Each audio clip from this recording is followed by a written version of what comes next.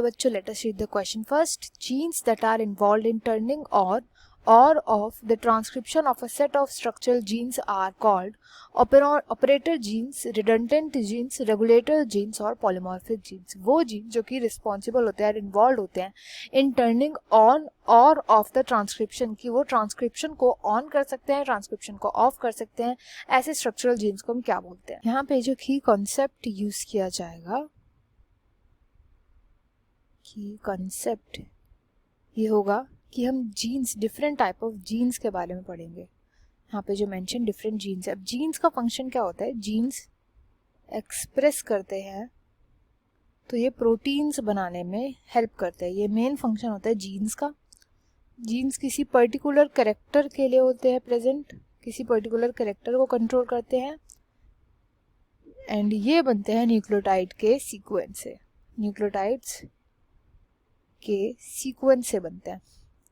यहाँ पे जो सबसे पहला बोला गया है वो है ऑपरेटर जीन्स. ऑपरेटर जीन्स वो जीन्स होते हैं जो कि ऑपरेट करने में हेल्प करते हैं कि कोई भी जो रिप्रेसर होता है, अगर कोई भी रिप्रेसर प्रोटीन बाइंड कर जाता है विद ऑपरेटर जीन, तो इस वजह से ट्रांसक्रिप्शन हो जाता है ऑफ.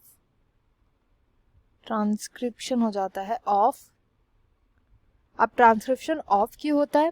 क्योंकि यही जो ऑपरेटर रीजन होता है, ऑपरेटर रीजन के बाद ही ऑपरेटर रीजन को फॉलो करते हैं स्ट्रक्चरल जीन्स. मतलब ऑपरेटर रीजन कोई प्रोटीन नहीं बनाता, बट स्ट्रक्चरल जीन इसी रीजन के बाद आते हैं. एंड अगर इसी पर बाइंड कर जाता है रिप्रेसर, तो आरएनए पॉलीमरेज आगे चल के ट्रांसक्रिप्शन नहीं कर पाता, यानी वो आगे ट्रैवल नहीं कर पाता, इसकी फंक्शनिंग रुक जाती है एंड इस वजह से ट्रांसक्रिप्शन ऑफ हो जाता है. तो इसको बोलते हैं ऑपरेटर जीन. एंड यहाँ पर जो मैंने बताया कि रिप्रेसर बनता है, तो रिप्रेसर का जो फॉर्मेशन होता है वो होता है बाय रेगुलेटर जीन.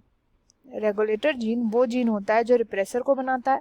एंड यही जो रेगुलेटर जीन होता है, इसी का फंक्शन होता है कि ये किसी भी जीन के ऑन या ऑफ को कंट्रोल कर सकता है. इसी को हम बोलते हैं जीन एक्सप्रेशन. तो जीन एक्सप्रेशन को कंट्रोल करता है ये रिप्रेसर जीन, रेगुलेटर जीन. जब भी रेगुलेटर जीन एक्सप्रेस करके रिप्रेसर बनाते हैं, अगर ये रिप्रेसर जाकर के बाइंड कर गया ऑपरेटर के साथ, तो ट्रांसक्रिप्शन ऑफ हो जाता है. एंड जैसे रिप्रेसर अनबाइंड करता है, रिप्रेसर अनबाइंड कैसे करता है? अनबाइंडिंग के लिए इसको चाहिए होता है एक इंड्यूसर. अगर इंड्यूसर प्रेजेंट होता है तो ये अनबाइंड कर जाता है, वेयर एज तब तक ये बाइंड करके रखता है ऑपरेटर जीन्स के साथ जब तक इंड्यूसर नहीं आता. तो यहाँ पर जो इस क्वेश्चन का राइट आंसर है वह हो जाएगा ऑप्शन सी. बाकी के ऑप्शन की भी बात करते हैं. बी में बोला गया है रिडंडेंट जीन्स. तो रिडंडेंट जीन्स ऐसे दो या दो से ज्यादा जीन्स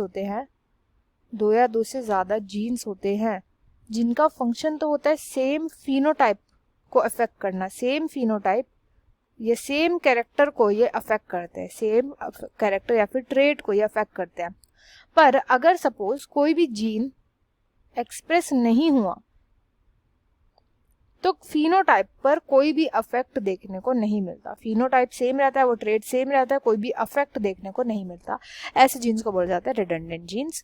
वेयरएज लास्ट बोला गया है पॉलीमॉर्फिक जीन्स. तो कई बारी जो जीन्स होते हैं उनके वेरियस वेरिएशंस प्रेजेंट होती है. वेरिएशंस को ही बोला जाता है पॉलीमॉर्फिज्म. वेरिएशंस या हम अलील्स बोल सकते हैं. जीन्स के वेरियस अलील्स प्रेजेंट होते हैं. जैसे हेयर कलर जीन जो होता है, हेयर कलर का जो जीन होता है उसके वेरियस अलील्स होते हैं. ब्लैक कलर होता है, ब्राउन होता है, येलो होता है. तो ये हो जाएगा एग्जांपल पॉलीमॉर्फिक जीन्स का. तो यहाँ पर right answer will be option C, regulator genes. I hope you understood well. Best of luck and thank you.